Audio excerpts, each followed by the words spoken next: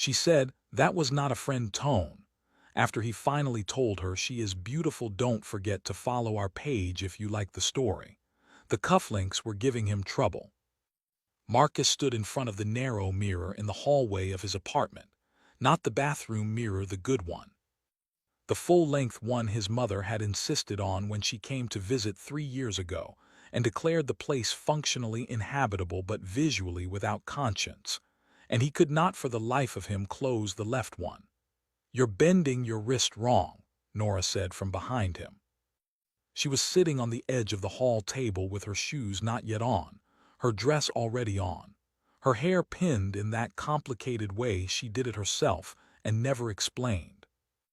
The dress was the color of dark amber, something between whiskey and autumn, and it had a neckline that Marcus had very carefully not said anything about when she'd come out of his spare room wearing it. "I know how cufflinks work. You clearly don't." "I've worn cufflinks before." "When?" He opened his mouth. She raised both eyebrows and waited. He closed his mouth. She slid off the table and came to stand in front of him. Her fingers found his wrist before he thought to hold it still, and she worked the cufflink through with 2 movements and a small sound of concentration. Then she did the other one, not because he'd asked, but because she was already there and it was already open. "There," she said, stepping back. "You didn't have to. I know." She looked up at him then briefly, and something moved through her face that was not quite a smile, more like a decision not to say something. Marcus had known Nora Vasquez for going on 5 years, and he had learned to read the spaces between what she said as carefully as the words themselves. "You look," he started. She turned back toward the table for her shoes. "Don't. I wasn't going to say anything offensive.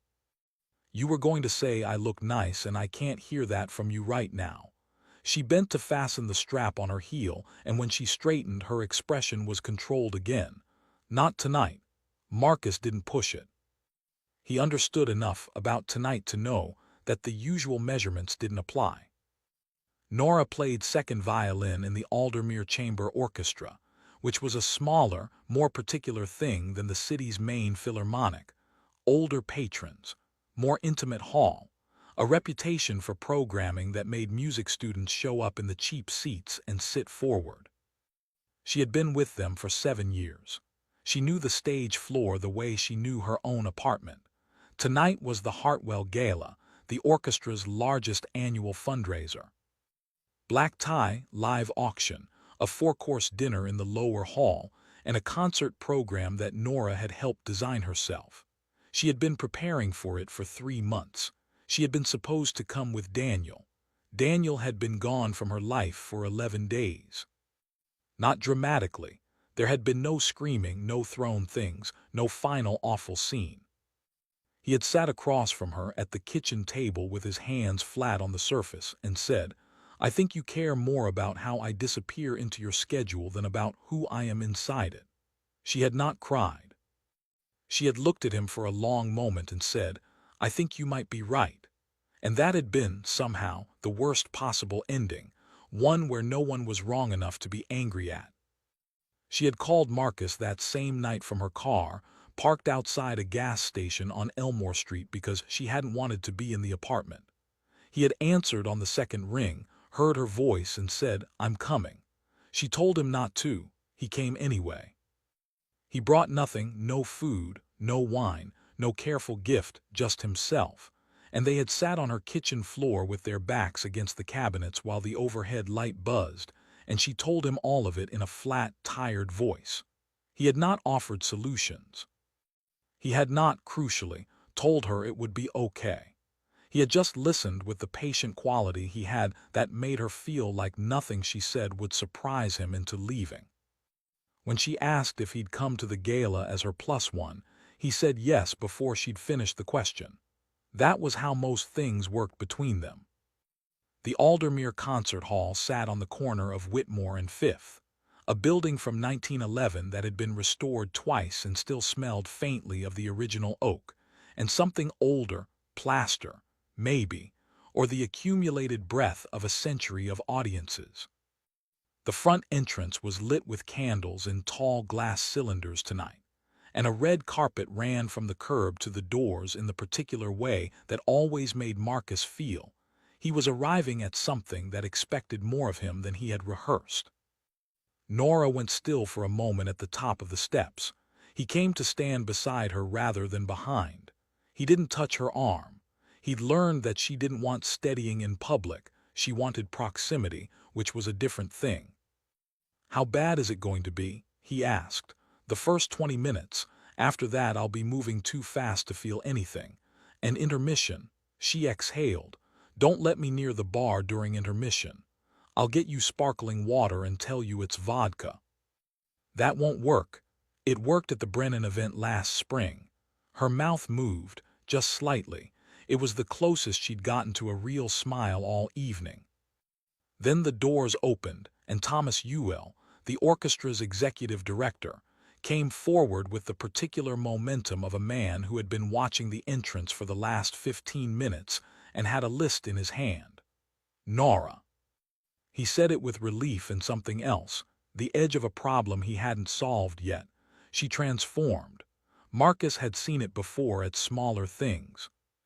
But it hit him differently tonight because 40 minutes ago he'd watched her sit at the edge of his hall table in bare feet, working a cufflink through its clasp with total quiet concentration, and now every bit of that quietness was gone. Her shoulders settled into a different posture. Her chin came up, her voice shifted into a register that was warm but unambiguous. "Thomas, what's wrong?" "Not a question," Marcus observed quietly. "It never is with him." She stepped forward. "Tell me." The problems arrived in sequence.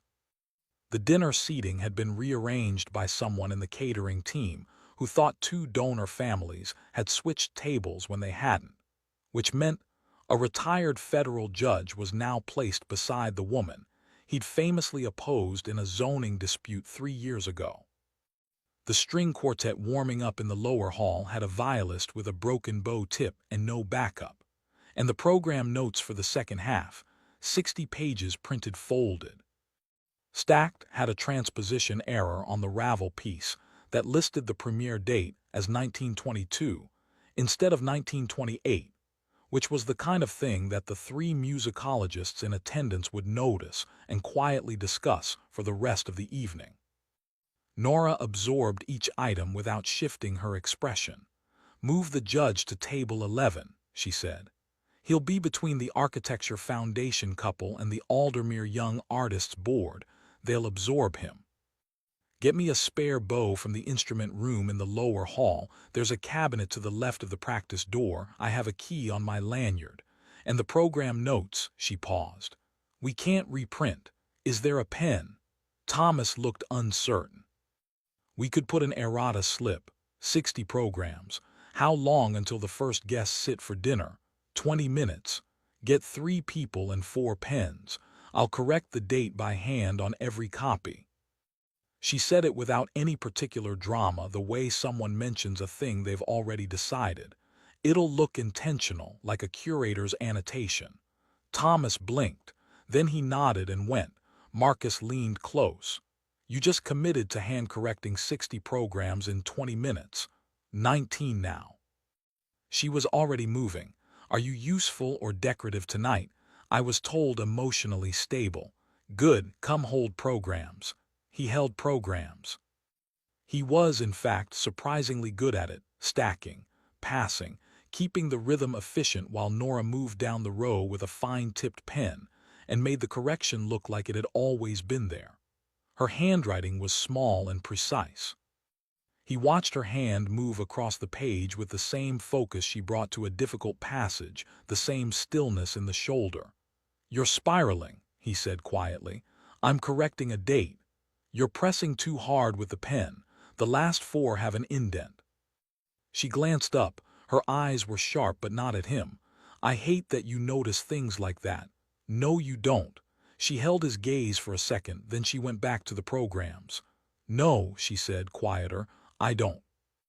The gala opened with a string trio in the lobby while guests arrived, and Marcus spent the first hour doing what Nora had obliquely asked him to do without saying it directly. Staying close enough to be useful, far enough not to create another variable she had to manage.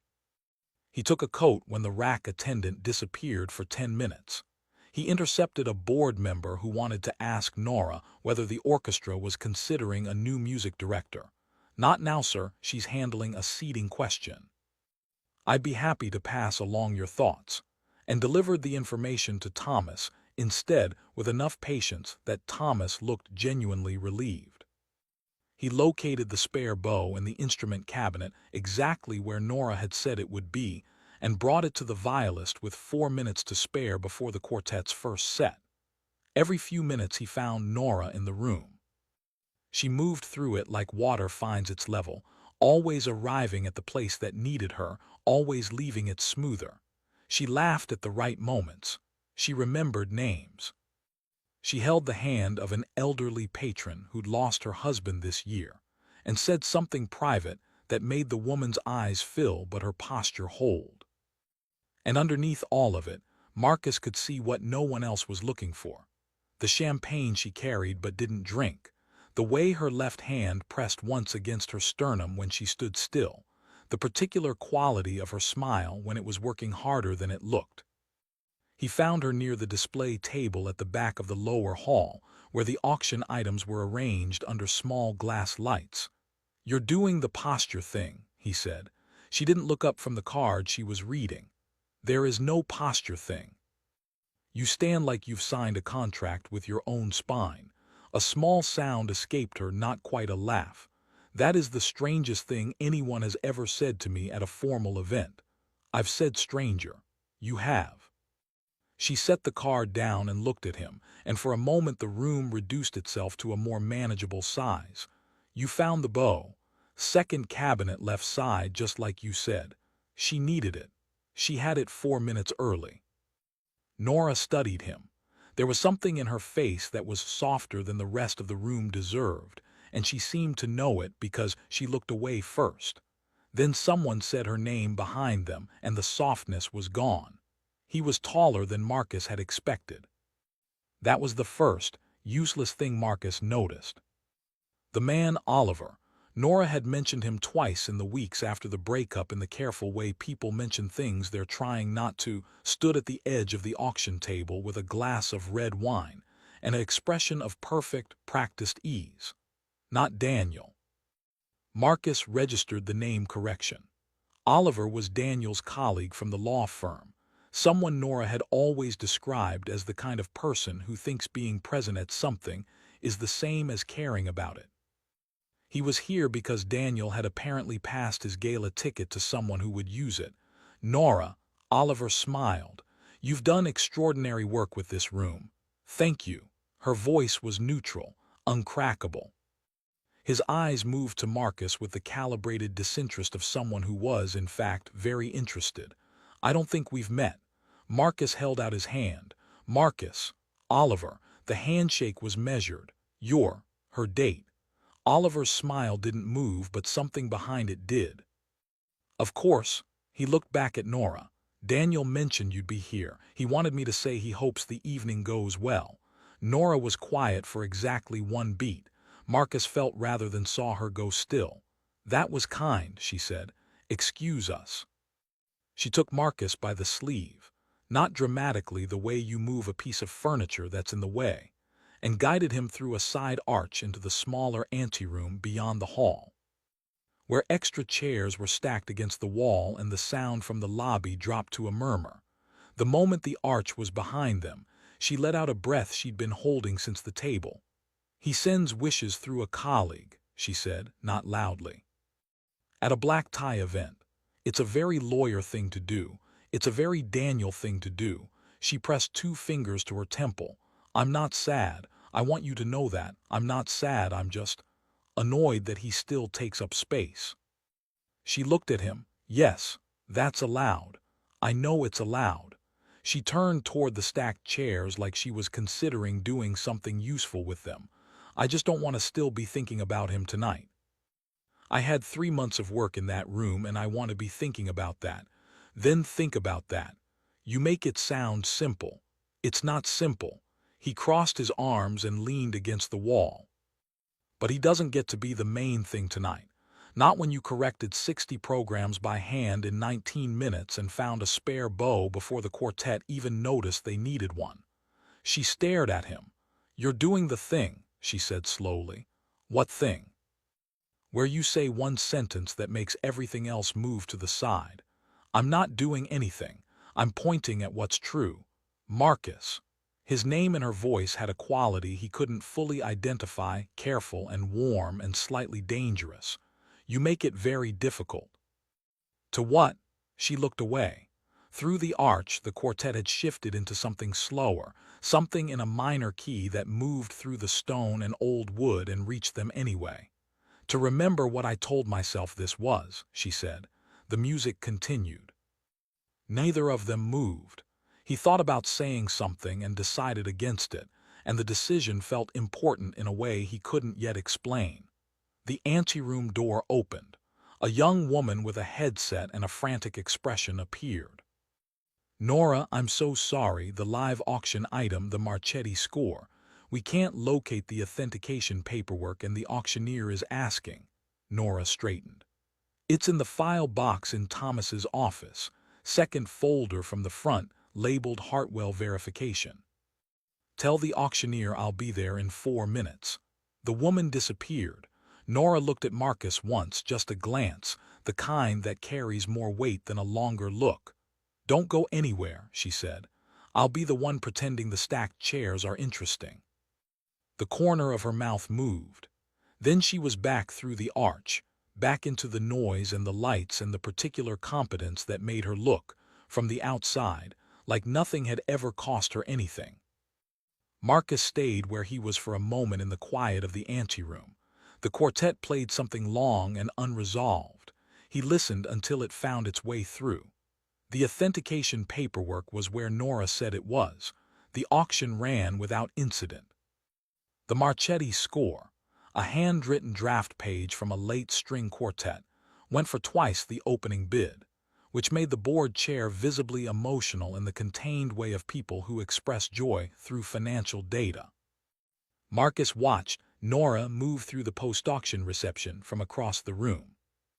He had done this all evening, watched her at a distance when she didn't know he was looking, and he had spent most of that time telling himself it was attentiveness, the kind of care that belonged to a long friendship and nothing more. He was less convincing every time he tried. She was standing beside the Marchetti display case, talking to 2 patrons with that particular stillness she got when she was fully present in a conversation. The amber dress caught the low light. Her hair had come slightly loose at the back, one dark pin releasing. She didn't seem to notice or didn't mind. Oliver appeared near the edge of the room again. He wasn't approaching her, just visible. Just present in the peripheral way of someone who knows how to be noticed without crossing the distance. Marcus moved. He was not dramatic about it. He crossed the room at a pace that suggested purpose rather than urgency, slipped into the conversation beside Nora with a quiet "excuse me" to the patrons, and said directly into her ear, "He's at the east window. You don't have to notice him." She turned her head just slightly. Her lips were close to his jaw when she spoke. "I wasn't going to. Good. But I appreciate the information. That's what I'm here for." She was quiet for a moment. Then she said, "Is that all you're here for?" And her voice was low enough that the patrons 2 feet away couldn't possibly have heard it. Marcus didn't answer immediately. He let the question exist for a moment, which was, he had learned, sometimes the most honest response. "No," he said finally. She inhaled, a small, deliberate breath. The patrons excused themselves politely. For a moment, Marcus and Nora were standing beside the Marchetti case with the room busy around them and no obvious reason to be standing quite so close. She looked at the handwritten page behind the glass. "Do you know this piece? The quartet?" He wrote it after his wife died. He didn't know she was sick. She didn't tell him until it was too late to do anything except be there. She traced the edge of the case without touching it. The whole piece sounds like someone learning to be present after years of being merely nearby. He looked at her profile, at the particular stillness of her face when she was thinking something she wasn't sure she'd say. Nora, I know. Her voice was quieter than the room required. I'm not going to do this here, with 300 people and a live microphone and Thomas watching the room. I wasn't going to ask you to, but you were going to say something. I was going to say that I've been merely nearby before, with you, and I've been trying to stop for a while. The light in the case made a small reflection on her face. She was still for long enough that he thought he'd miscalculated, said too much too plainly, without the protection of ambiguity. Then she said very quietly, I know you have, and I've noticed. She finally looked at him. Her eyes were steady but not undisturbed. I've been noticing for longer than I'm going to admit to right now, in front of a handwritten Marchetti and Oliver whoever standing at the window. So after, she agreed. The words settled between them like a note held past its written duration. By midnight, the hall had emptied by degrees, the patrons first, then the board members, then the catering staff folding and carrying and restoring the room to its ordinary self. The candles in the lobby had burned low. The display cases were being wheeled to the storage room. Nora stood at the edge of the main floor where the chairs had been, her shoes in one hand and her headset finally off, the cord looped over her wrist. The hall looked enormous when it was empty. Marcus had never seen it without an audience inside it, and the space without people had a quality that was almost reverential. The way old buildings hold onto silence once they've been given it back. Thomas appeared from the office corridor, tie loosened, carrying 2 small cups of coffee. He handed one to Nora. Final number, 43% over last year's gala. She held the cup in both hands. The Marchetti alone, I saw. He smiled, a real one, unbuttoned. You know I'd have lost my mind entirely without you tonight. The bow nearly derailed everything. Everything nearly derailed everything. He looked at Marcus over Nora's shoulder. You were remarkably helpful for someone who introduced himself as emotionally stable. It's a flexible category. Thomas laughed, finished his coffee standing up, kissed Nora on the cheek in the efficient way of people who are fond of each other and very tired, and disappeared back toward the office to finish close-out paperwork. The hall was quiet after that. Not silent, the building breathed, the overhead fixtures hummed, a distant door swung and clicked somewhere in the back, but quiet enough that Nora's exhale was audible. There she is, Marcus said. She looked at him. What? The person who's been underneath all of that. He gestured vaguely at the room, the remains of the evening. She looks tired. She is extremely tired. Nora pressed the ball of one foot against the cool floor and winced pleasurably. She has been in heels for 6 hours. That's illegal. It should be. She looked around the empty hall at the case where the Marchetti had been, at the long table where the auction had run, at the stage where the orchestra had played 2 hours of music for people eating foie gras, and something in her face loosened. The evening falling away from her like a costume. This was the version of her he had always trusted most, not because the other one wasn't true, but because this one was harder for people to earn. He had been earning it in small ways for 5 years, in gas station parking lots and kitchen floors, and 3 flights of stairs with a bookshelf, and he had never fully let himself understand what that meant until tonight. He crossed the floor to where she was standing. You said after, he said. I did. It's after. She looked at him with the same steadiness she'd had all evening, but the quality of it had changed, less controlled, more chosen. I know. So. She breathed once.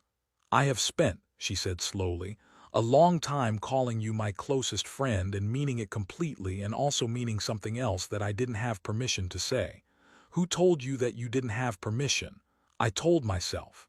When? She considered. About 8 months in, when I realized I kept comparing every other person to you and they kept being less. She was quiet for a moment. That seemed like information I should sit with rather than act on. You were already the steadiest thing in my life. I didn't want to reach for more and lose what I had. Nora, I know, I've been doing the same thing. I know that too, so we've both been being careful. She smiled then, a real one, a tired one. Yes. The light above the stage was the only one still fully on. Everything else had been dimmed to working light, and it threw a long, warm pool across the floor between them. I'm not careful anymore, Marcus said. I tried to be tonight. I stopped at you. Look, he paused. But I mean it. You are tonight, all of it.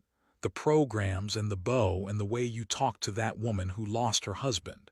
And the thing you said about the Marchetti, you are beautiful in a way that has nothing to do with the dress. She was still, then very quietly, that was not a friend tone. No, he said, it wasn't. She set her shoes down on the chair beside her, freeing both hands. She looked at them briefly as if checking that they were ready. Then she looked at him. I'm tired, she said, of being careful. Me too. I don't want to go back to the version where I don't say things. You don't have to. She stepped close, close enough that he could see the one loose pin in her hair, the small mark at her collarbone where the lanyard had been, the tiredness around her eyes that was not sadness but something spent in the best way. She put her hand flat against his sternum, not grabbing his lapel, not pulling, just resting it there as if taking inventory. 5 years, she said, almost exactly, of not saying things. A lot of fries, though. She laughed into his shoulder.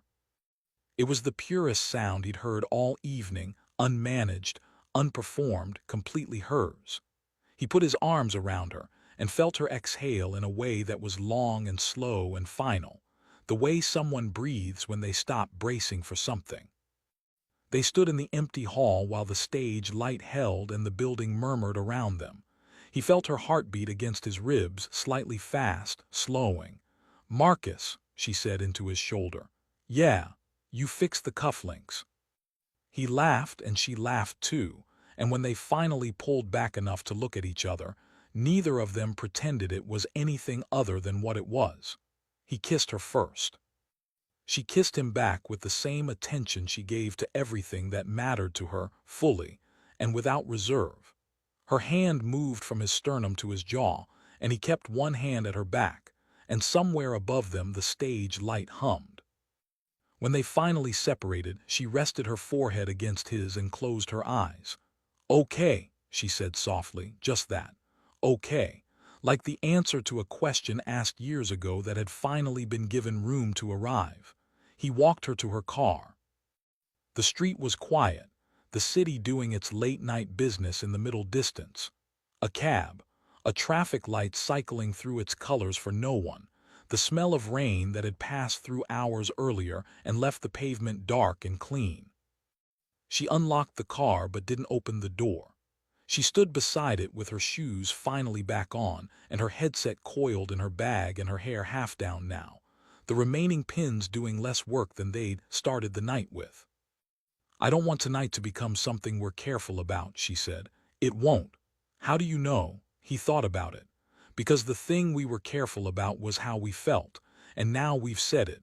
You can't be careful about something that's already out. She considered this. Celia is going to be insufferable about this. Who's Celia? First violin. She has been telling me for 2 years that you look at me like, she stopped, pressed her lips together. Like something she would describe very graphically if she thought it would embarrass me. Does it? She looked at him across the roof of the car. A little, she said, and her smile was the private one, the one he'd been collecting for years in coffee shops and grocery store aisles and stairwells with furniture. But I don't mind. He drove home to his apartment and she drove to hers, and the distance between them felt different than it had this morning. Not smaller exactly, but no longer the same shape it had been. Like a room you've rearranged. The square footage identical, the space completely changed. 3 weeks later, the second violin section of the Aldermere Chamber Orchestra knew. First violin section also knew, though Celia had technically been the source of that information.